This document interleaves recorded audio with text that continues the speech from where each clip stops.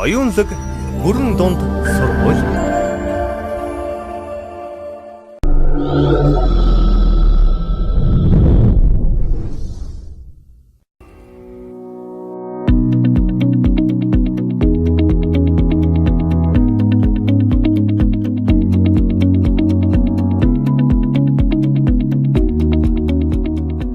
За сайн бацхан энэ өдрийн мэндийг та бүхэнд хүргье. За генетик тест Монгол байгууллагын талаарх товч танилцуулгыг өнөөдөр та бүхэндээ хүргэе гэж бидний ярилцлаа. За генетик тест Монгол байгууллага нь 2017 онд генетик тест интернэшнл байгууллагаас Монгол үйл ажиллагаа явуулахыг албан ёсоор аваад 2018 оноос эхлэн Монголд генетик тестийн үйл ажиллагаа явуулж байгаа. За энэ болохоор яг ямар чиглэлийн тест байдаг вэ гэхээр юун дээр үндэслэж байгаа гэхээр тухайн хүний төрөлхийн чадамжийг тодорхойлохдоо 10 хурганы өндөгний хэт сканер гэж оруулаад тухайн хүний төрөлхийн чадамжийг тодорхойлох ийм програмын тусламжтайгаар хүмүүс зөвлөгөө өгдөг байж байгаа. За энэ програм нь юун дээр үндэслэгдэж хийгдсэн бэ гэхээр дерматоглофик буюу хурганы хээ тархины потенциал чадамж хоёрын уялдаа холбоог судалдаг. Тархины потенциал чадамжийн илэрхийлэл нь хурганы хээ гэдгийг баталж өгсөн энэ дерматоглофик гэсэн шинжлэх ухаан дээр үндэслэгдэж 140 гаруй эрдэмтдийн судалгааны материалыг нэгтгэж 2011 онд хийгдсэн генетик тест гэдэг програмын тусламжтайгаар тухайн хүний төрөлхийн өгөгдлийг тодорхойлж гаргаж ирдэг гэсэн.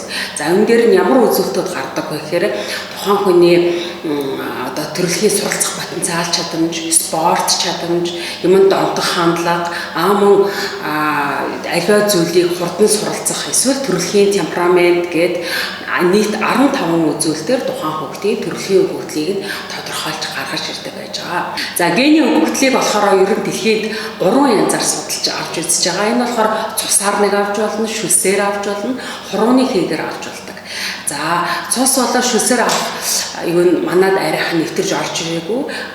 Үн өртгийн хувьд бол нэлээд өндөр өртөгтэй байдаг. За манад одоо жилийн өмнөөс орж ирсэн болохоор хурууны хээдэр үндэслээд тухайн хүний төрөлхийн чадамжийг тодорхойлдог гэсэн.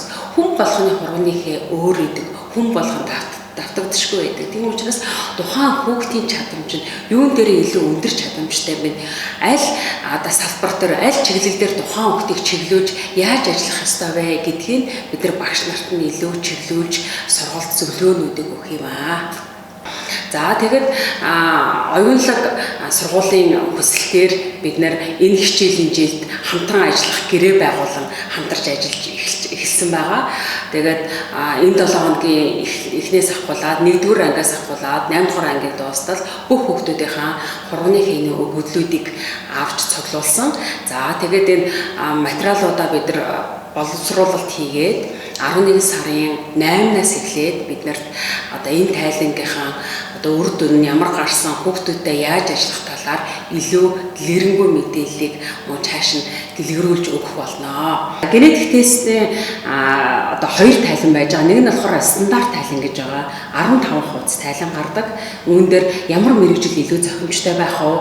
Мөн мэрэгших чадамж нь өндөр рүү, эсвэл хүмүүстэй ажиллах чадамж нь өндөр рүү, багаар ажиллах чадамж өндөр рүү, эрүүл мэндийнх нь эсэргүүцэх, эд эрхнүүдийн эсэргүүцэх чадамж, спортын өгөгдлүүд, багийн спорт дээр илүү өндөр амжилттай байна уу, эсвэл ганцаарчилсан спорт дээр өндөр үү, мөн ганцаарчилсан спорт дээр ямар чиглэлээр явбал илүү амжилттай байх боломжтой байна. Мөн шийдвэр гаргахдаа юуг үндэслэж байна гэх мэт үзүүлэлтүүдийг үзүүлсэн ийм 15 хуудас бүхий тайлан байдаг. Үүнийг бол стандарт тайлан гэж нэрлэдэг байгаа.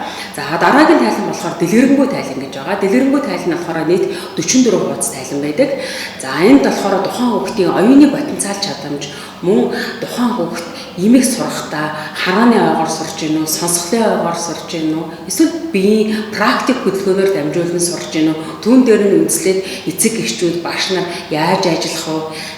Мөн сургах одоо арга чиглэлүүдийн илүү зөвлөгөөнүүдийн илүү оруулж өгсөн ийм тайлан байж байгаа. Энэ нийтдээ 44 хуудас тайлан байдаг. За оюулын сургуультай хамтран гэрээ хийж байгаа энэ төсөл маань дэлгэрэнгүй тайлан дээр хамтарч ажиллаж байгаа. Нийт бүх хүүхдүүдээр 1-ээс 8 дугаар ангийн бүх хүүхдүүдээр 44 хуудас тайлан маань хэвлэгдэж гарна. За багш нартан зориулсан зөвлөгөөгөө өгнө. За тайландаа хэрхэн танилцах талаарх бид нэр бичлэгүүдийг дараагийн видео зөвлөмжүүдийг оруулж өгнө. Хэрвээ илүү дэлгэрэнгүй мэдээллийг эцэг эхчүүд хувьчилж манай мэрэгжлийн зөвлөхүүдээс авъя гэх юм бол манай доорх гарч байгаа мэдээлэл утсаар холбогдоод биднээс цаг аваад тэгээ манай байгууллагад хурж ирж зөвлөгөөг авч болно. За эцэг эхчүүдэд анхаарал хандуулсан баярлалаа.